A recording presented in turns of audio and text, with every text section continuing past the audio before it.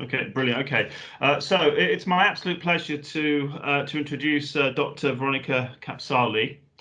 Veronika is a reader in materials technology and design at the London College of Fashion, which is part of University of the Arts London, UAL.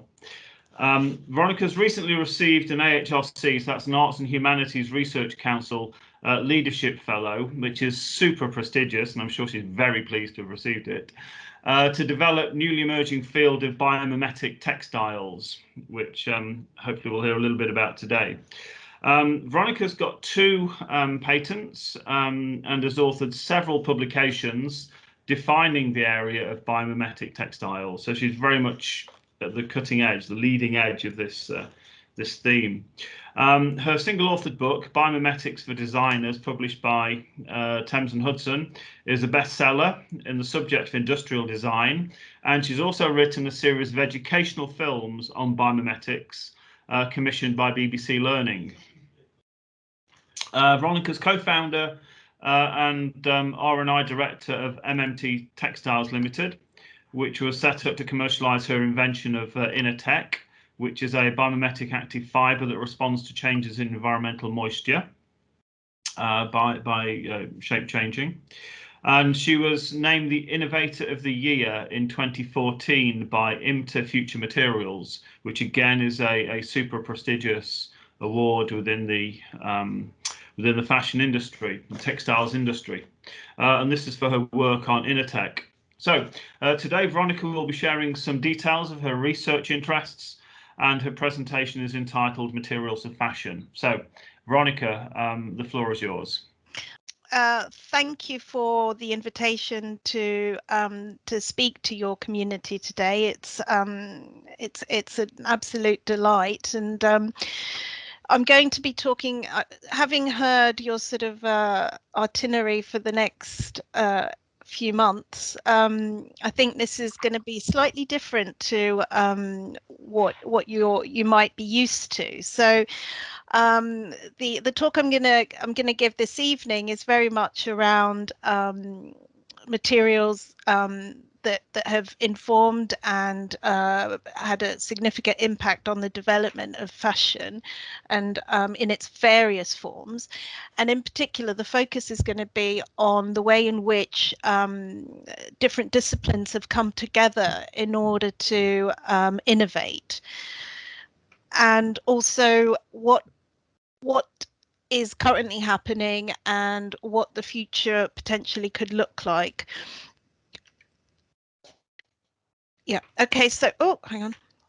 So just to give you a brief introduction, although Gary's done a wonderful job already, these 2 images represent my approach to textile research, and essentially I'm interested in the relationship between biology and the way that we create, design, make textiles and materials for garment applications, and specifically how functions and properties are translated across from nature into sort of our man-made sphere. I'll speak a lot more about this approach later on in the talk, but first I'd like to just frame the thinking around this type of research, firstly within a historical context. So I'm going to take you back about 40,000 years, if not just a little bit more, 42 perhaps. And this is our cousin, the Neanderthal man, and about the time around about 40,000 years ago, 40,000 years before Christ, sorry, BC, the planet was undergoing the last ice age, and during that period we have evidence that the Neanderthal coexisted with Homo sapiens, but after after 40,000 BC, the Neanderthals sort of disappeared. So that's quite an interesting turning point for in the history of humankind, and there's sort of lots of factors that contributed to the sort of the sort of extinction of Neanderthals. And one theory that has that sort of suggests that the way in which Homo sapiens had mastered the use of materials around them and were able to create clothing, quite advanced clothing, enabled them to withstand the significant drop in temperature. Because Neanderthal skin was much tougher, they were more resilient to the cold, and therefore didn't need to focus as much on developing clothing technology to protect themselves from the cold as Homo sapiens did, whose skin was much finer, and they were more and are more susceptible to the cold. So there's sort of very interesting sort of thinking around the sort of relationship between technology and survival around our very early history, and the way in which we manipulated materials around us. So we sort of started learning how to process animal skins, and then develop skills in terms of joining, cutting, and shaping those skins, and turning them into garments. And this is really where our garment and apparel technology begins, at the very sort of dawn of the Homo sapien sort of the beginning of time for the Homo sapiens. And yeah, so that's sort of a starting point. And then I'm going to sort of take you forward quite a long time to the time of when we first began to see man-made polymers and fibers, really sort of wanting to contextualize some of these innovations within the sort of wider technological space that was happening. So we've got very much the second industrial revolution very much underpinned the invention of rayon and casein and nylon, and various other sort of polymer-based fibers. Be they natural polymers or synthetic, as they came later on. But what is quite interesting is actually the relationship between social phenomena, social pressures, and the sort of use of materials. So I'd really like to draw your attention to the Second World War, and specifically in the UK, where there was the clothing was rationed. And the reason behind that, specifically around the use of wool, was because the wool textiles were prioritized for military garments. And so there were various strategies that were implemented and proposed by the powers that be, including make, do, and mend, which we're all very familiar with, but also the use of the introduction of casein fiber, which is which is produced from, among other things, milk, casein found in milk, and can be extruded into a fiber. So that was invented right at the beginning of the 20th century, but was actually promoted and marketed quite significantly during the sort of World War II period, and branded Aralac, sorry. And what is really interesting here is that although casein fibers were not as strong and durable as wool, they were more and they were also more expensive.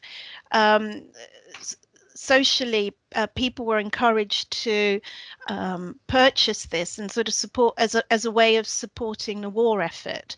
And this is a particularly interesting piece of, has come from an interesting piece of research that one of my PhD students, Marie Stendon, is working on at the moment. And she's looking at ways in which we can reimagine casein within the fibers within the current context, but I'll speak about that a little bit later.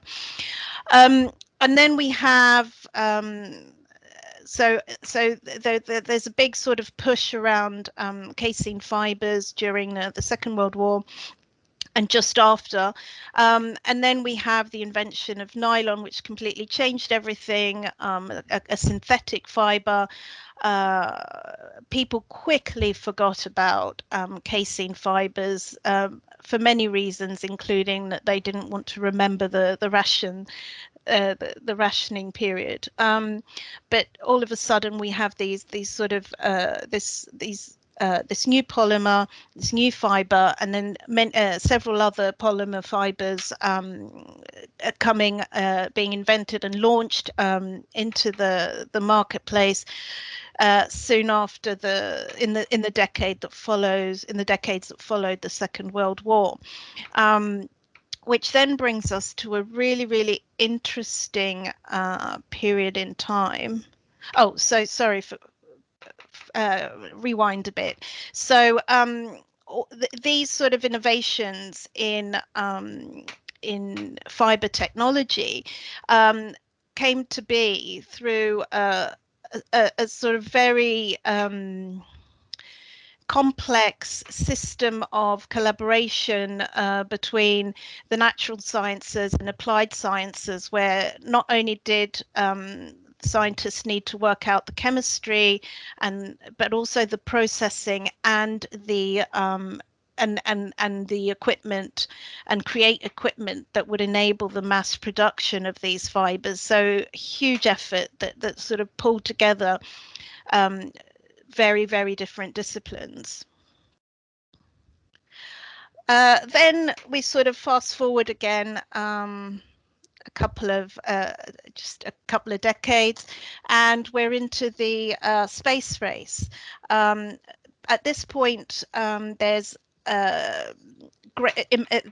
public imagination is captured by these new and amazing plastics that have been launched into the market, acrylic, nylon, all these new sort of wonder fibers, coupled with sort of this sort of amazing time where it was like man was looking to sort of explore space, and very much this image of Neil Armstrong taking his giant leaps for mankind in a suit that is essentially made of layers of nylon, polyester, and spandex. Fiber technology that didn't exist, that nobody had heard of 20 years before. So it's a real sort of time of optimism and admiration and sort of and wonder with these new materials. But in order to create this spacesuit that enabled Neil Armstrong to take a walk on the moon, so many more disciplines had to come together in order to enable this. So it's not only all the work that went into and the interdisciplinary developments that went into the development of the various polymers and the mechanical and the machines around processing them. The design of the garment was also was informed by conditions. It was specified based on our knowledge of astrobiology and sort of what the environment we could expect to have on the moon, and then collaborating with the apparel and garment and apparel sector in order to work out for the first time ever how to design a system that would enable a human to take a walk on the moon safely. So many disciplines coming together in order to make this happen. And then the impact this had on sort of the wider cultural impact and sort of evidence of how the sort of public's imagination had been captured is through various examples of fashion design at the time. For example, a designer, Paco Rabanne, was incredibly curious and about these new wonder materials, these new plastics and metals that were being produced, and was reimagining ways in which he could create garment structures. So thinking about new ways of creating textiles out of solid materials, out of hard materials, not just fibers. And so here we can see how sort of spacesuit technology, man-made fibers, these new plastics, come together with advances in textile and garment design, and new thinking in textile design in order to sort of create fashion artifacts. Another sort of iconic film of the times, Barbarella, which really does capture that sort of mood of the space age. But it wasn't just sort of well-known fashion designers that were exploring this sort of cross-discipline, working with science and technology on the body.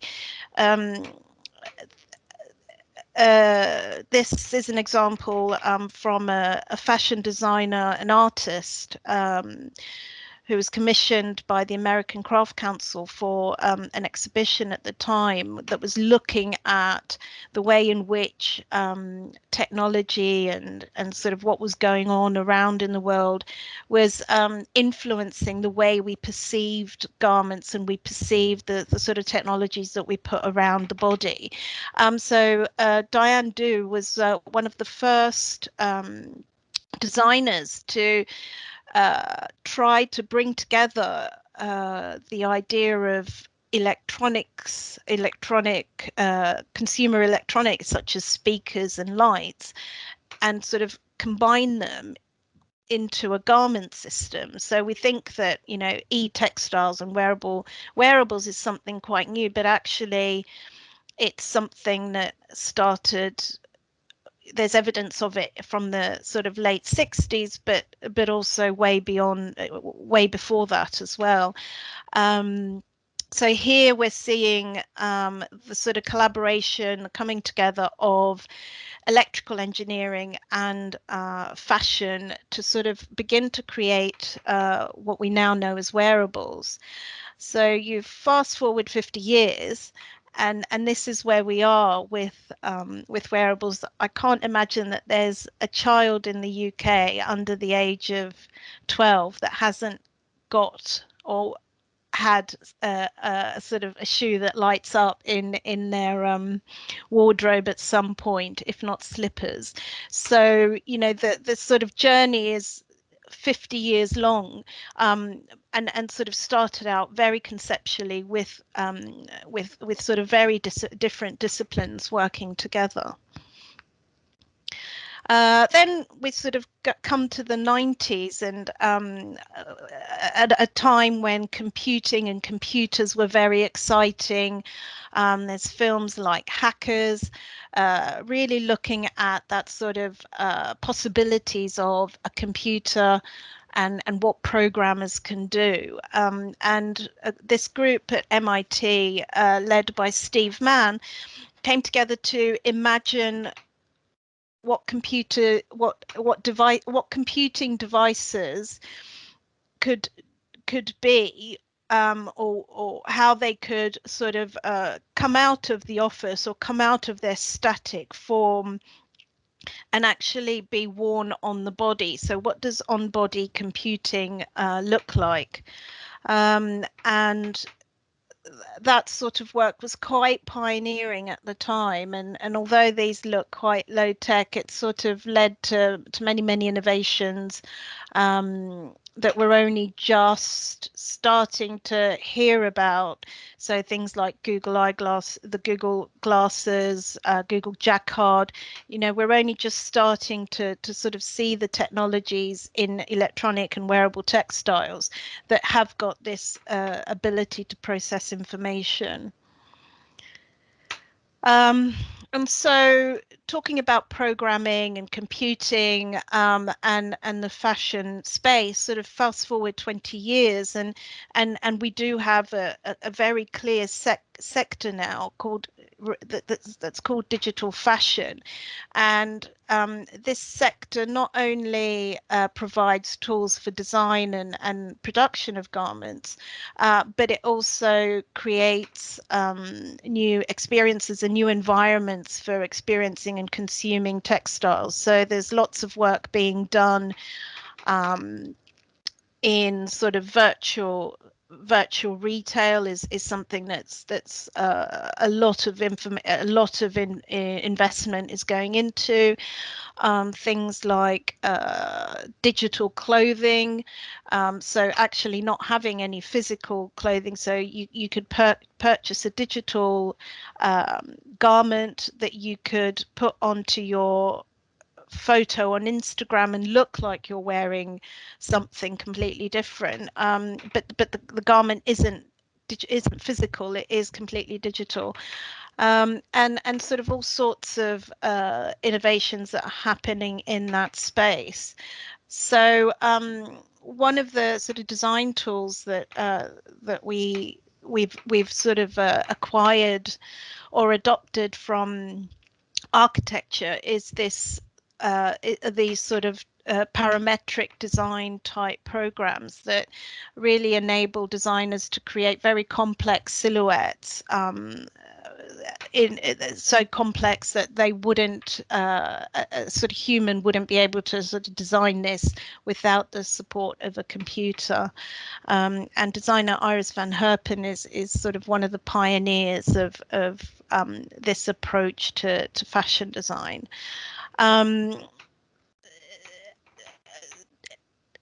Knitting and sort of computer aided knitting, and knitting machines, from the very basic machine that you sort of have in your domestic knitting machine, many regard as the original 3D printer or original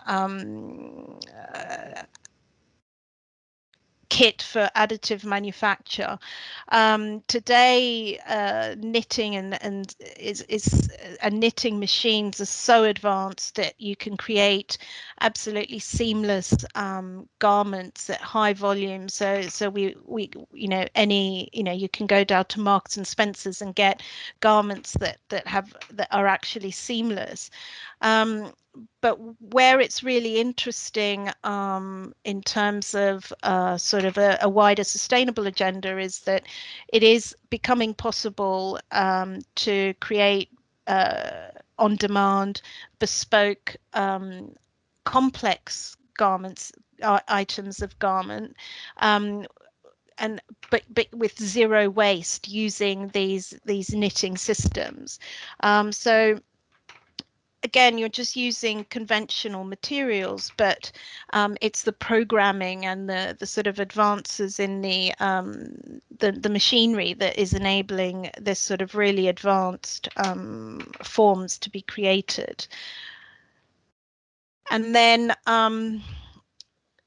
we also have many examples of 3D conventional 3D printers being appropriated and used for the creation of textiles and garments. And here again, it's lots of disciplines have come together in order to develop this space, including obviously, you know, the creation of softer polymers that are flexible, but also the development of equipment tailored to enable the creation of 3D printed garments. So, you know, none of this is happening in a vacuum. And as somebody who's been trained last century in design, we were very much trained along the lines of, you know, a designer has a vision and manipulates the world around them, manipulates textiles, materials in order to create that vision and enforce that vision. Whereas the sector today is completely different. It's much more collaborative. There's sort of co-design practices, co-creation practices, and you know, this is echoing the approach that the early pioneers in sort of textile technology, the early pioneers of wearable electronics, you know, this collaborative approach where you cross disciplines and you work together rather than having a very focused view on the way things should look and imposing that view. So it's a very exciting space at the moment. And then where it was sort of coming to the point where we are right now, geologically, in terms of geological time frame, this period, we've been in a period called Great Acceleration for about the last 60 years.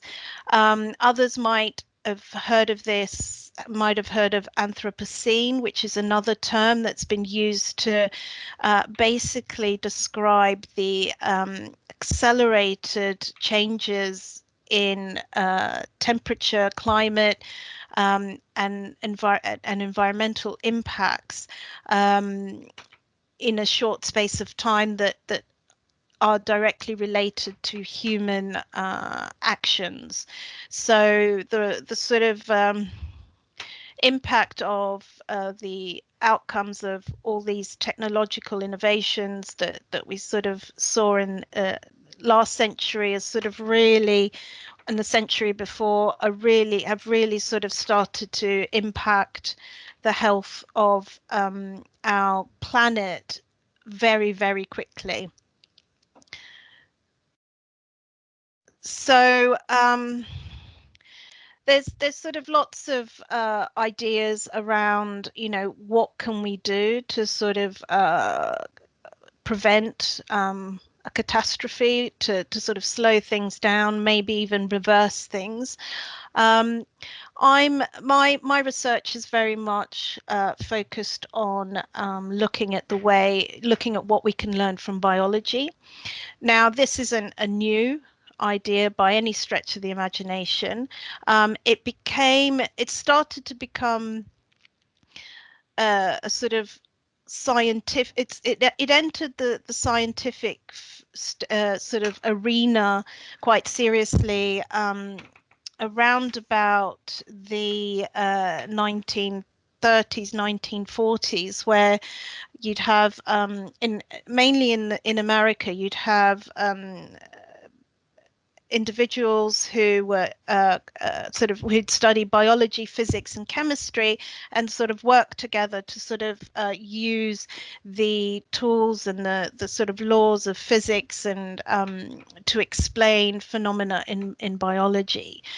And then sort of after the war, there was some groups in America that started imagining sort of the sort of intersection between machine and man, thinking about cybernetics, and so the term cybernetics sort of started making an appearance. By 1960, we had the first conference or event focused specifically on what we can learn from how science can and engineers can benefit from biology and sort of learning from biology. There was a bit of kerfuffle about what this should be called around the time. Otto Schmidt, who's one of the original pioneers who started the work in the 40s, came up with the term biomimetics, although he wasn't very forceful with it. It was more playful, his approach, to sort of be sort of more encompassing than bionics, which he predicted would end up meaning the interface between man and machine. And so, you know, in the 70s we had the bionic man, and it was you know, what he predicted actually did come to fruition. So he sort of proposed biomimetics, and biomimetics wasn't it was first introduced into the Webster Dictionary in 1974, so many years after he you know, the work actually started. But what is interesting is that in the 1970s, we're sort of within the very first period of, you know, what we call the Great Acceleration.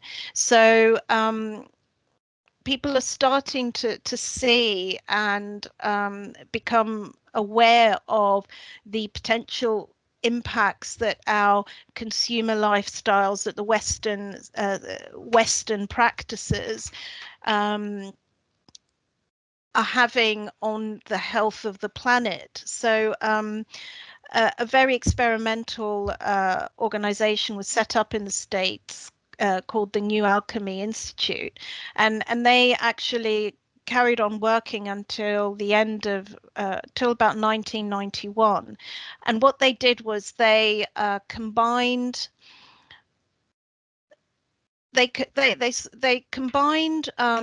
systems, a systems lens, so a sort of systems view of sort of organizing and seeing things, which comes from social sciences. They applied that to the sort of idea of an ecosystem. So what we're having is ecology, which is a subdiscipline of biology, and systems views merging together. And what we had as a result of that was some very influential work that that sort of then fueled a lot of the circular design principles and the thinking around that. And then sort of in 1998, 1998 or 99, we have Janine Benyus, who sort of took on the term biomimicry to mean this sort of sustainable approach to thinking around and to sort of connecting biology and sort of the way we organize our manufacturing processes and the way we think about them. So this is a map that I put together to try and make sense of all these different activities and all these different influences from biology, and I've sort of so I've traced how systems theory and ecology has informed the creation of or the sort of compilation of these circular design principles, sustainable principles, guidelines or sort of ideals that are very much echo the way in which a sort of a closed ecology works, and then those ideas have influenced designers and product designers and textile designers in quite interesting ways.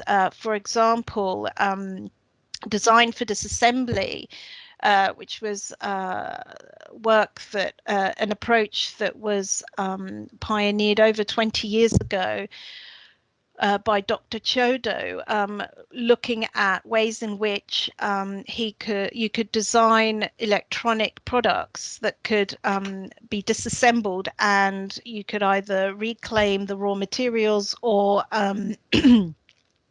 or sort of replace components and sort of repair. That sort of thinking, combined with the sort of circular design principles coming from biology, inspired and informed the people from the Centre for Circular Design from Chelsea, which is part of Chelsea College of Art, which is part of UAL, to design what they call the TED 10, which is 10 cards that embody principles around circularity and how you could implement them. But what is quite interesting about the work that they've done is that actually where Biomimicry 3.8 or the Circular Design Guide or Nature Inspired Design from Delft University propose principles, what we're starting to see with the design for disassembly, but also the work that is being done at Centre for Circular Design, is actually coming up with actual strategies that a designer can implement. So from there, you can see examples of approaches to design, such as design for cyclability or recovery, specifically for textiles. That's been pioneered by Kate Goldsworthy. Approaches to garment manufacture that minimizes seams, and so you reduce waste. And then the work of Holly McQuillan, who's been looking at zero waste pattern cutting, and this is all stuff that's happened very recently. Another area is this space where biotechnology meets textiles, and very much motivated by seeking cleaner chemistry and cleaner technologies to sort of create textiles and produce textiles, dye textiles, and sort of alter their properties. So it's very much the world of biotechnology, the tools of biotechnology meeting textiles with the view to sort of creating new materials. And this area is sort of called biofabrication, and there's lots of different approaches, lots of different practitioners working in this space. So I'll give you first an overview of the biotechnology meets textile design space, and here we have many designers, especially students who are keen to develop their own polymers from materials they can find in their kitchen. So very interested in biopolymers and all this sort of craft face experimentation. There's tons of stuff on the on YouTube and instructions on how to do it. And I'd say 70% of MA textile graduates have dabbled with this at some point in their sort of educational journey. It's a trend that is sort of very prominent at the moment, and has been maybe the last 4 to 5 years, maybe a little bit more. We're seeing textile designers being really interested in the way polymers are made and how to make polymers. We also, another area is looking at fermentation and fermentation byproducts to create sheet material like bacterial cellulose, and I'll talk a little bit more about that. Another approach is working with mushroom technology, fungus technology, to create materials. And then more recently, there's examples of textile practitioners who work with tools and work within a textile, not a textile, tissue engineering lab in order to create, using textile techniques and craft scaffolds for tissue to grow on. But I'll give you a few more examples about that. So I'll go into a bit more detail. So this first example is one of the garments that Suzanne Lee, who's really started all this about over 20 years ago, she wanted to reimagine how we produce clothing and textiles. She wanted to know if we could grow material, and she worked with a biologist who introduced her to the fermentation process, specifically the way kombucha is produced. So you sort of have the fermentation of the bacterial culture with sugar and water, and a byproduct is this sort of this thick sheet that forms on the top of the liquid, which is bacterial cellulose.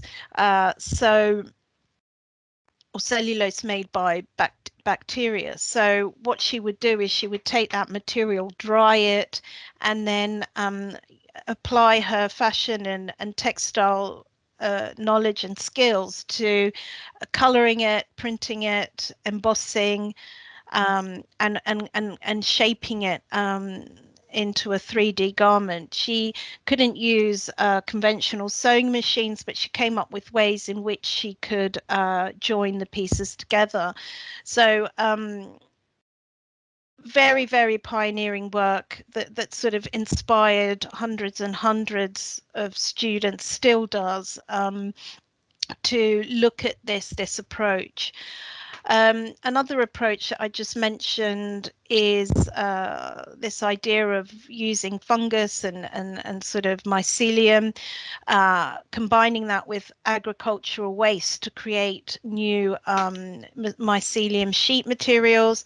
Originally, this was developed as an alternative packaging material for polystyrene, but some pioneers in this space have been pushing to create an alternative leather made out of mushroom or mycelium. And then we have Amy Congdon, who so these guys, Suzanne Lee and the guys working with fungus, are very much creating biomaterials, whereas people like Amy Congdon, who are textile designers and have embedded themselves within a tissue engineering lab and culture, brought textile craft into the space to create scaffolds and sort of, if you think about sort of hand embroidery, you know, very sort of bespoke craft-based techniques in a really, really high-tech environment. And the idea here again was to grow tissue, and she experimented with growing skin cells here. And then Carol Collay, who is also from UAL, she is one of the, she pioneered the MA Biodesign program, and her work is very much based around speculating how genetic engineering and textile craft can interface to create textiles that we can wear and then potentially eat if we have to, or put on the compost heap. So very much thinking about what the future could look like. So then moving on quickly, we have a very different space here where we have materials engineering, botany, sort of understanding how certain behaviors in biological materials are achieved, and then using that information to inform textile design practice. So it's sort of that knowledge exchange to a certain extent, that sort of translation of information. So the materials used here are standard conventional materials for any particular application, conventional materials for textiles, as are the making techniques. So really what is being translated here is the structure, the sort of mechanism of the biological material or structure. I'll give you an example. I'm going to have to take you back to 1862 again, I'm afraid, taking you back to the Wild West. And this was a time when strategically the American government wanted to populate the sort of Western territories and sort of develop agriculture in that space. And so they sort of incentivized entrepreneurs to sort of move and take up land and sort of develop it and develop farming and all that sort of stuff. So what was difficult was that the landscape was very, very flat, and it was very difficult to sort of contain cattle. And I mean, we have an entire genre of film dedicated to what happens when what can go wrong when at this particular time in history. And so the issue of creating boundaries and barriers for animals to contain animals, to contain wild stock, was very pertinent at the time, bearing in mind that you know, these sort of lots of land that people were allocated were, you know, dozens and dozens of hectares, so quite a lot of land to sort of try and fence. So the original approach was to plant these Osage orange hedgerows, specifically because they were hardy and grew well in that environment, but also because they had these they have these spikes which are quite pointy, and they prevent animals from sort of pushing through them. And this is a really great example of the main sort of difference in pace and sort of urgency between nature and man. You know, this is a brilliant sort of example of yes, you can grow a fence, you can grow a very strong and durable fence, but it takes 10 years to mature. So a quicker solution had to be found. And Michael Kelly, who was a blacksmith at the time, he wanted to come up with an alternative system that retains the sort of spiky preventative function, protective function that the hedgerow had, but create a system that was quick and easy to manufacture. And so he applied his knowledge and understanding of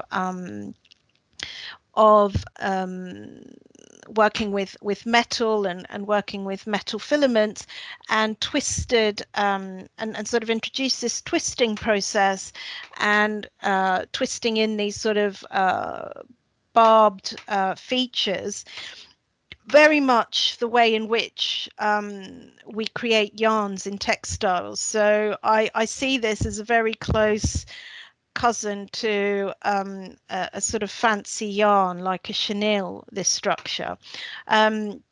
So he filed his first patent in 1868, and this technology very much dominated the sort of redefined the fencing, or defined the fencing in space industry, what have you, of the time.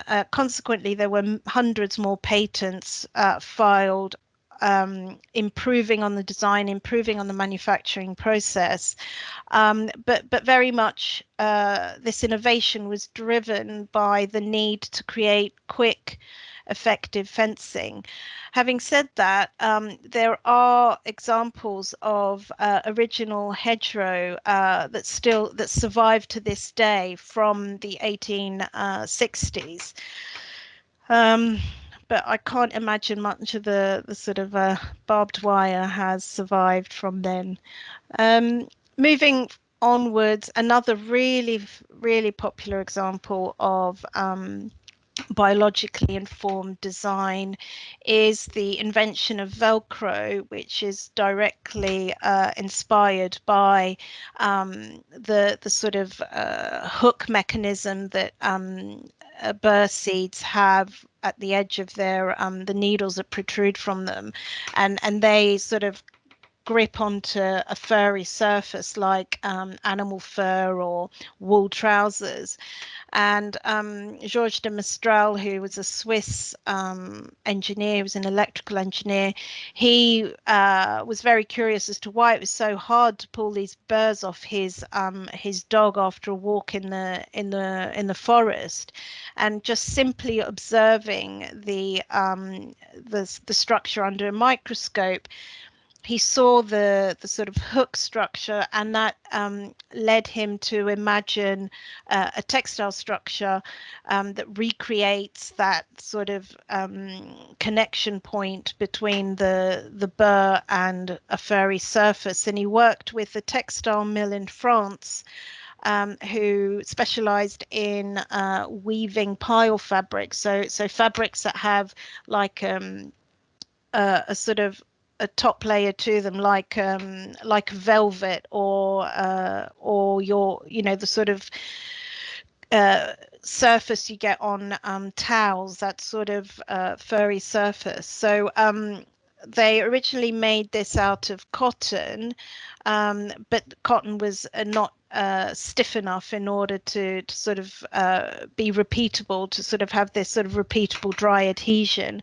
And by the 50s, nylon was now being mass produced. So they replaced cotton with nylon filament, and the rest is history. Nothing has changed since then in terms of design of Velcro. And then this is an example of some of my early work as part of my PhD. I was very interested in looking at sorption and the way moisture sorption, and the way in which wood fibers could be organized in order to create a sort of shape-changing effect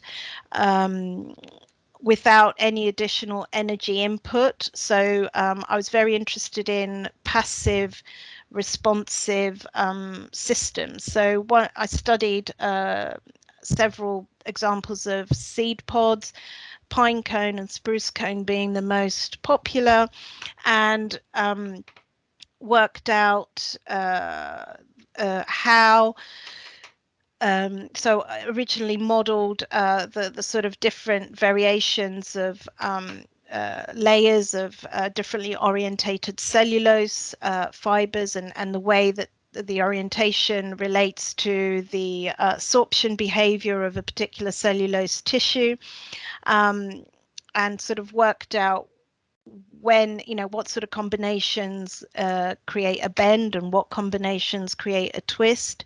And then there's a very simple experiment that you could do with two sheets of differently orientated paper that sort of emulate this. And what's interesting is that there's many ways, and this particular mechanism works across scales. So I went on to work on the micron scale with this mechanism, but there are examples of architects who have created, applied this idea to creation of wood composite sheets that they use for have used for architectural skins, and sort of engineered openings where, when it's damp, the sort of opening closes, and then when it's dry it opens up to allow the sort of fresh air and sunlight in. So after my PhD, I was fortunate enough to secure some private investment in order to develop